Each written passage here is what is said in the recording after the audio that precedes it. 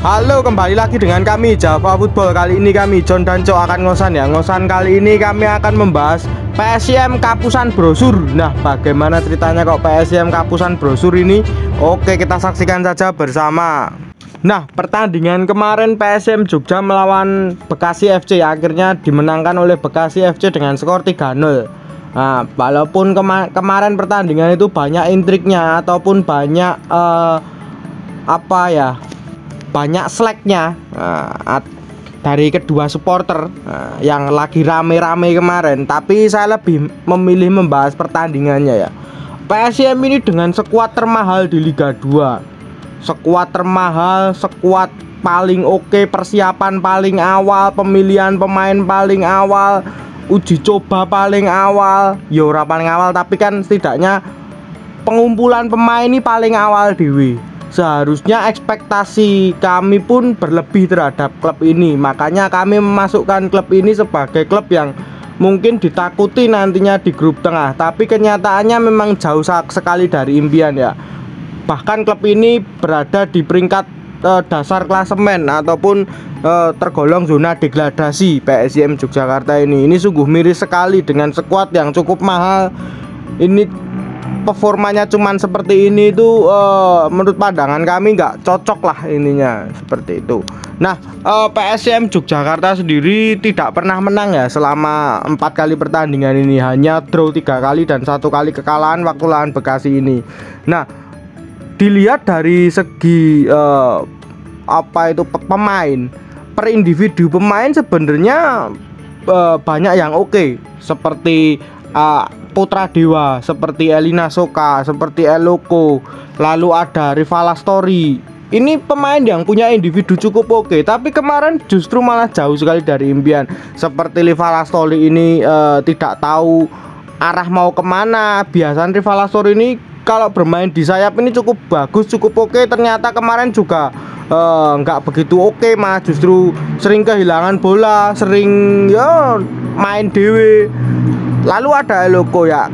Tipe Eloko ini adalah tipe-tipe striker yang tidak mau menjemput bola, tapi dia ini adalah seseorang yang pinter pergerakan tanpa bola atau mencari tempat gitu. Striker-striker seperti ini dia berbeda ya dengan Beto ya. Kalau Beto mungkin individunya masih oke. Lah kalau Gonzales ini individunya agak kurang, tapi memang penempatan positioningnya cukup bagus kalau Eloko ini. Tapi kemarin juga nggak ada perkembangan, soalnya juga mati juga, suplai bolanya juga nggak ada. Nah, yang saya soroti justru malah di posisi tengah dari PSIM Yogyakarta ini. Posisi tengah kemarin yang dipasang ada Elina Soka. Elina Soka sendiri sepanjang karirnya menurut pandangan saya ini adalah pemain yang cukup oke untuk mengatur serangan ya. Di sisi lain pemain ini juga bekas mantan pemain Persisolo yang dulu juga diandalkan sekali untuk mengatur serangan dari klub Persisolo ini. Dan kemarin permainannya cukup bisa dibilang nggak oke lah. Kalau cuma seperti itu ya kan, PSIM kemarin penguasaan bola memang oke, mereka menang. Tapi ketika bola itu nggak bisa sampai masuk ke pertahanan Bekasi FC ini kan cukup kekecewaannya cukup gelo lah. Berarti nonton deh ini. Menurut pendapatmu gimana nih Cuk tentang deadlock dari PSIM Yogyakarta sendiri ini dengan kemarin kalah 3-0 dibantai dengan Bekasi FC ini? Ya, banyak yang underperform. Bukan karena memang ya kalau dilihat-lihat ya dari segi nama besar ini skuad PSM itu top ya. Ya seperti yang John tadi sebutkan, ada Rival Astori, ada Gonzales, ada Putra Dewa, ada Elina Soka. Ini nama-nama yang terkenal lah ya untuk standar Liga 2. Jadi memang ini kenapa ya aku juga heran, soalnya dengan skuad materi seperti ini harusnya memang PSIM ini berada ya minimal ya runner up lah ya. Kalau memang Bekasi FC sudah kita prediksi dari awal bahwa tim ini berbahaya sekali. Ini memang patut diwaspadai di grup tengah. Kalau nggak percaya ya cek aja video-video sebelumnya soal prediksi Liga 2. Jadi memang Bekasi FC ini dengan skuad yang top malah. Terus ya faktor teknis dan non teknis ya, terutama non teknis ya ini luar biasa ya. Ya betul. Kemarin yang juga saya soroti selain dari sisi tengahnya yang cukup deadlock ataupun tidak bisa membentuk pola serangan, ini dari back. Wah, back PSM ini kacau kabeh, wis kocar kacir kabeh. Giliran serangan balik mesti kocar kacir, serangan balik kocar kacir. Banyak yang bingung untuk apa ya, tidak bisa melakukan high pressing antar satu pemain ke pemain yang lainnya. Bahkan terkesan pemain Bekasi FC ini cukup longgar ketika gol kedua terjadi kan. Zumafo mengoper terhadap itu ya, pemainnya itu cukup longgar juga, nggak ada penjagaan ketat juga, lalu ditembak dan gol. Nah ini kan menurut pandangan saya juga kekurangan dari PSIM ini cukup banyak, bahkan konkret ini kalau menurut pandangan saya.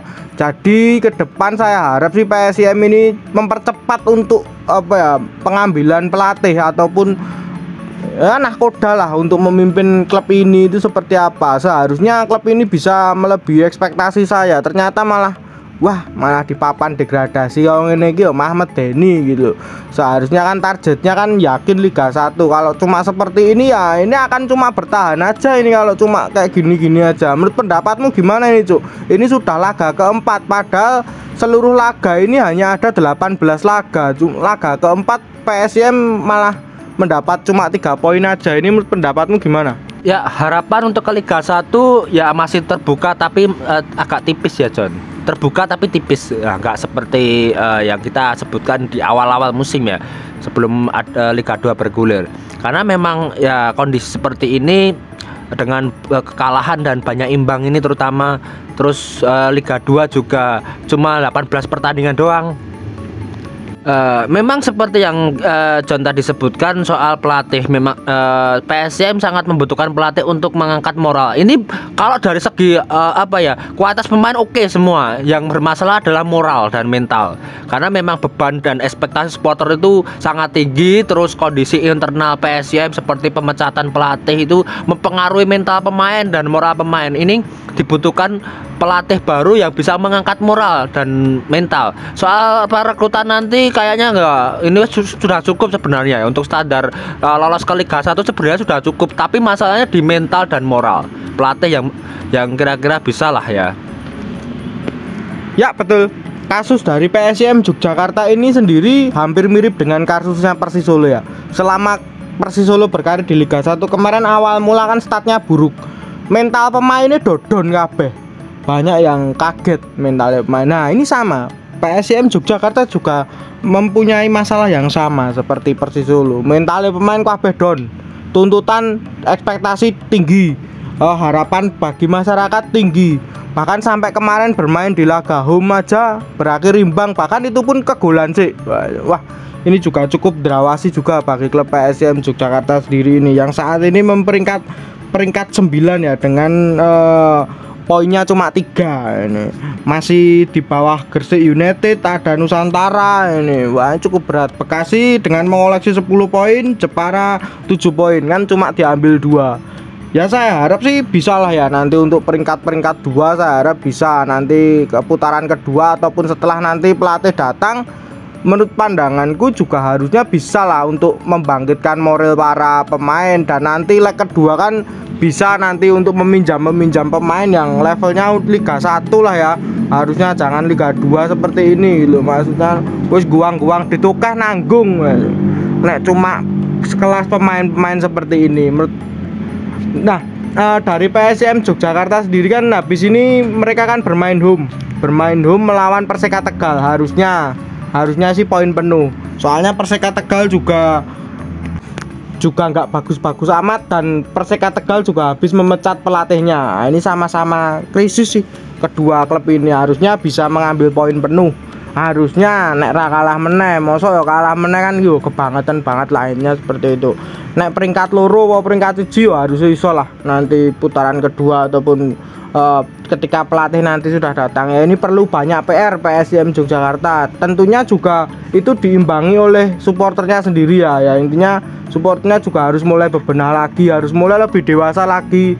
Ya ini ojo sering-sering nunggu klub lah, ini seperti itu. Yo bareng-bareng disonggo, bareng-bareng disengkuyung klubnya, yo dikandani bareng-bareng, berikan masukan berikan masukan yang positif juga untuk klubnya, berikan apa ya, kritik-kritik juga ya, harusnya seperti itu, memberikan ketika apa ya di lapangan deadlock ataupun gimana, kritik-kritik supporter itu biasanya didengar oleh pihak manajemen.